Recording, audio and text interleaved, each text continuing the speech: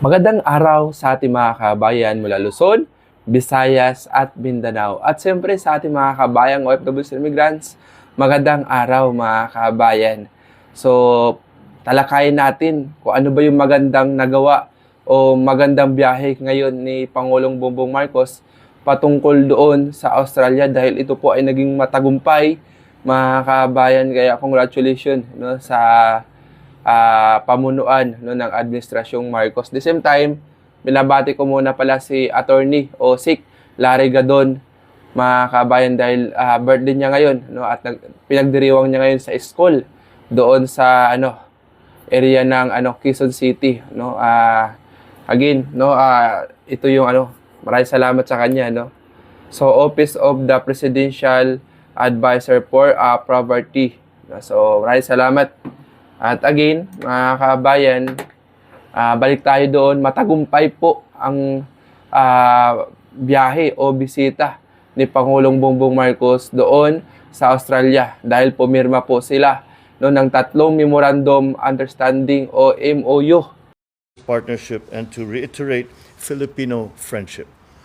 Our conversations centered on ways to maximize the enhanced status of relations between our two countries, including on defense, maritime cooperation, non-traditional security concerns, trade and investment, development cooperation, multilateral collaboration, and people-to-people linkages. Mga kabayan, kasama si PM Anthony Albanese. Ang mga kasunduang ito nagpapalakas ng ugnayan at kooperasyon sa mga larangan ng maritime, cyber at critical na teknolohiya sa competition law. Ito ay magresulta sa mas malalim na pagbabaha at kooperasyon, pagpapalakas ng kakayanan at interoperability sa pagitan ng bansang Australia. Diba? Ang lakas nun. Malaking benepisyo rin ang invest ng Australia, mga kabayan, grabe. Naisipin mo, umabot po ng 20 million US dollars upang palakasin ang ating sistema ng hustisya at pagbibigay suporta sa atin upang maiayos at mapabuti ang akses sa ating sistema ng hustisya. At ito ay isang malaking hakbang na magpapalakas ng ating katarungan at pagtitiyak ng pantay-pantay na pagkakataon para sa lahat. Diba?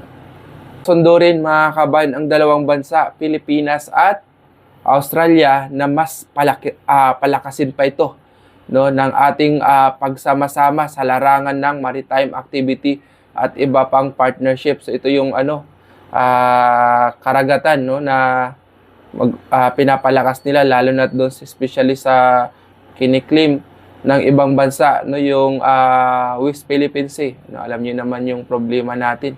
Tsaka si President Bongbong Marcos, talagang hindi yan nagpapatalo, mga kabayan. Talagang pinaglaban niya yung tama. At good job, Mr. President. At ito ay magpapalakas sa ating kakayanan at protekta sa ating karapatan at karagatan na magbibigay daan sa mas malalim na ugnayan sa Australia. Tsaka shout out din pala kay Ma'am Elizabeth North dyan sa Sydney, Australia. At ingat din po kayo dyan. Marami po salamat simula noon hanggang ngayon. Kahit busy kayo, maraming salamat po sa suporta na binigay niyo sa akin. At kaya nakapag-continue tayo sa pag-vlog. At nagamit natin ng campaign yung drone. Hindi rin natin dapat kalimutan ang suporta ng Australia sa ating mga maritime claims sa South China Sea. Ang kanilang patuloy na suporta ay nagpapakita at malasakit nila sa ating bansa. Di ba? Ang mga tagumpay na ito, mga kabayan, ay magbubungan ng maraming benepisyo para sa ating bansa. Magkakaroon tayo ng mas malalim na ugnayan at kooperasyon sa Australia sa mga larangan ng seguridad, ekonomiya at iba pa. Ito ay magbibigay daan na mas malakas na ekonomiya at mas maraming oportunidad para sa ating mga mamamayan. Napakahalaga kasi nito mga kabayan, yung mga kasunduan, no, na mas pinagpapatibay ng ating posisyon sa South China Sea, no? Ang suporta ng Australia ay nagpapakita ng malasakit at pagkilala sa ating karapatan sa ating teritoryo. Isipin mo 'yon, no?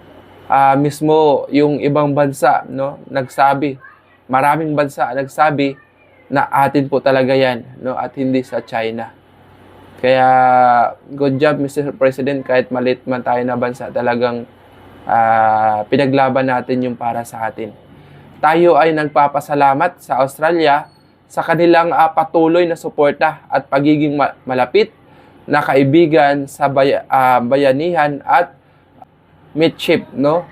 Sama-sama nating abutin ang mga pangarap para sa ating bansa. Maraming salamat sa inyong lahat, mga kabayan, at magandang araw, no? Again, no, grabe yung mga pinirmang kasunduan ni Pangulong Bongbong Marcos, no, doon sa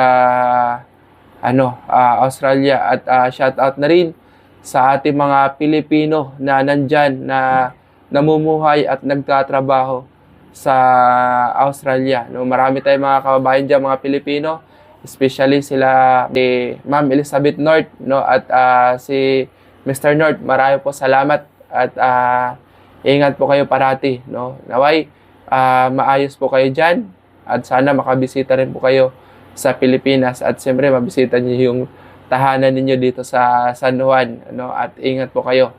At God bless, no? Mabuhay po kayong lahat. Again, sa ating mga kabayan, tuloy po ang suporta natin sa administrasyon at walang magbabago, mga kabayan, kung ano yung nasimulan natin. Pakita natin, no, hindi man tayo ganun kagaling katulad ng ibang mga vloggers, no, pero kahit sa pamamagitan ng ganitong paraan na ginagawa ko, hopefully na sana may makapag-like, may makapag-share, sana ma-appreciate nyo po at unti-unti natututo naman tayo. So sana matulungan nyo po ako. Maraming po salamat sa lahat, no, at display lang po ito. Sira po kasi yung PC natin. So maraming po salamat at again, happy birthday po kay Atty. Larry Gadon.